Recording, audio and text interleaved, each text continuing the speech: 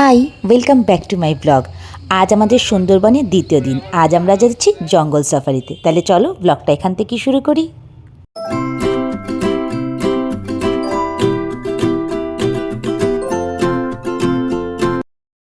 High, good morning. আমরা বেরিয়েছি, এখন ড্রেস ট্রেস পরে রেডি হয়ে গেছি। এখন যাচ্ছি ওই তোমাদের কি বলে লঞ্চে করে। আরও কয়েকটা সাইট সিন বাকি আছে। এবার সাইট সিনগুলো দেখা হয়ে গেলে তারপরে আমাদের বিকেলবেলা 5টা না 4:30 আই থিঙ্ক, হ্যাঁ 4:30 সময় ট্রেন আছে। ট্রেনে করে আমরা বেরোবো। তো দুটো দিন খুব ভালোই কাটলো। আমরা এখন ফেরিঘাটে এসে লঞ্চের জন্য ওয়েট করছি, যেখান থেকে আমরা বেরোবো জঙ্গল সাফারিতে। আর লঞ্চে উঠেই এই যে বিদ্যাধরী নদী, এই ধরে লঞ্চ আমাদের এগিয়ে চলেছে। আর সামনে রয়েছে 5টি নদীর সঙ্গমস্থল। সেসব ঘুরে আমরা সোজা এসে নামলাম এই জায়গাতে। আর এখান থেকে আমাদের জঙ্গল সাফারির মেন পার্টটা শুরু হচ্ছে। সুন্দরবনে এই জায়গাটা একটা বিশেষ ব্যাপার হলো, এখানে জন্তুরা ছাড়া আর মানুষরা কিন্তু খাঁচার মধ্যে এভাবে আটকানো। অ্যাকচুয়ালি তা নয়, এত হিংস্র জন্তু জানোয়ার, তাই মানুষদের যাওয়ার রাস্তাটা খাঁচা দিয়ে বেশ খানিকটা উঁচু করে রাখা হয়েছে। আর মাঝখান দিকটা সোজা সরু পথের মতো করা হয়েছে, যেখান দিয়ে আমরা সামনের দিকে এগিয়ে যাচ্ছি। আর দেখতে দেখতে যাচ্ছি, যদি কোনো জন্তু জানোয়ার চোখে পড়ে, একটা অন্যরকম এক্সাইটমেন্ট।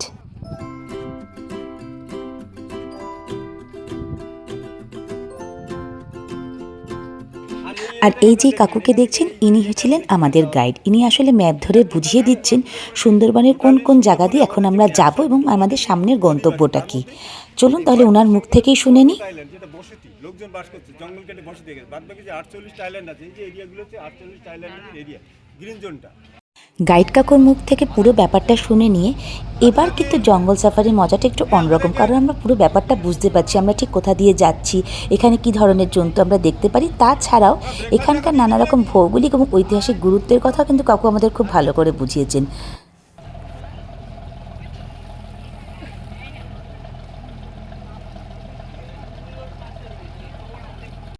আর এইবার যে জায়গাটা আমরা এসে পৌঁছেছি, এটার নাম হচ্ছে গোলপাতার জঙ্গল। আর এটাই কিন্তু আসল বাঘের ঘাঁটি, মানে এই জায়গাতেই বাঘ মূলত দেখতে পাওয়া যায়। আর তাই আমরা পুরো দম বন্ধ করে তাকিয়ে রয়েছি, যদি একবার দেখা পাই।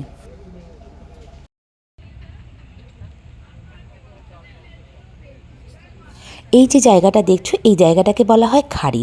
মূলত যারা সুন্দরবনে মধু এবং কাঁকড়া সংগ্রহ করতে যায়, তারা এই সমস্ত খাড়ির ভেতর দিয়ে জঙ্গলে আরও গভীরে ঢুকে যায়, এবং যেখানে কিনা বাঘের আক্রমণ সবথেকে বেশি। অনেকক্ষণ অধীর আগ্রহ অপেক্ষা করার পর ওই দেখো, আমরা একটা হরিণ দেখতে পেয়েছি।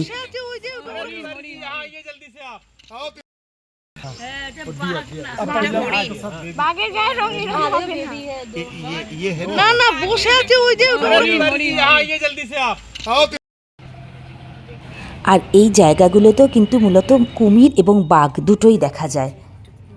আর দেখো, ওই যে চুপ করে শুয়ে আছে, একেবারে বোঝাই যাচ্ছে না কুমিরটা, যেন মনে হচ্ছে মাটির সাথে, মাটির রঙের সাথে একদম মিশে গেছে।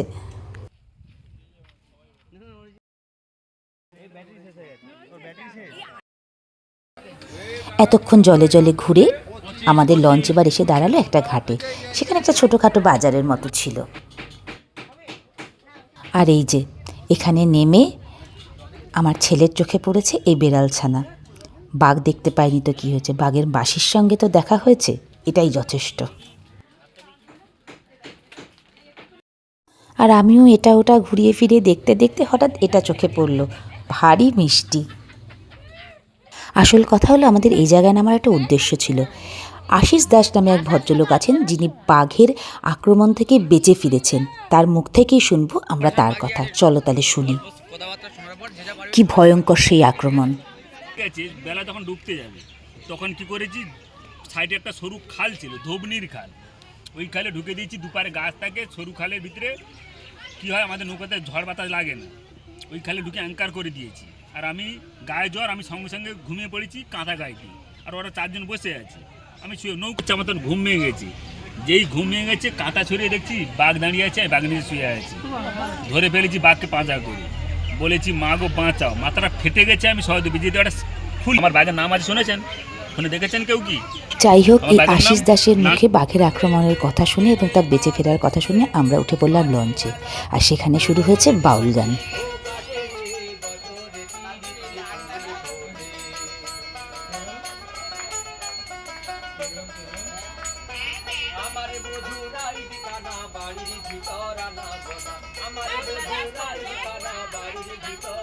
বদনি ধনি নাচ তো দেখি সোহাগে চাঁদ বদনি ধনি নাচ তো দেখি বালা নাচ।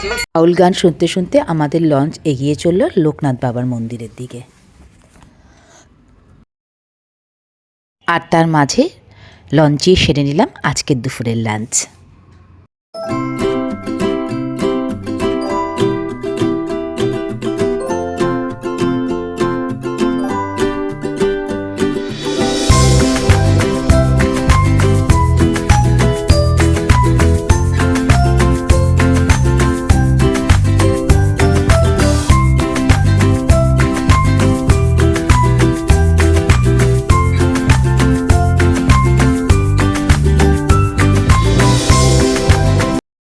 লোকনাথ বাবার দর্শন সেরে ফেরার পথে দেখা হলো আমার এই খুদে বন্ধুদের সাথে।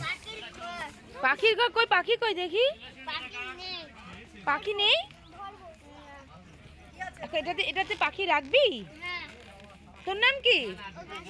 বাবা নেই। তোর বাবা নেই? আহা, পড়াশোনা করি? হ্যাঁ, তোর মাও নেই? আহা, কি নাম বাবা তোর? প্রদীপ। তোর নাম কি? সত্যি ভাবতেও অবাক লাগে, আমরা সবকিছু কত সহজে পেয়ে যাই, তবুও জীবনের প্রতি আমাদের কত অভিযোগ। আর এদের দেখো, এই ছোট বয়সে মা বাবার ভালোবাসার ছায়াটুকুও মাথার উপর থেকে উঠে গেছে, তবুও দিব্যি আনন্দে দিন কাটাচ্ছে। ভগবান যেন ওদের মনে এরকমই আনন্দ দেয়।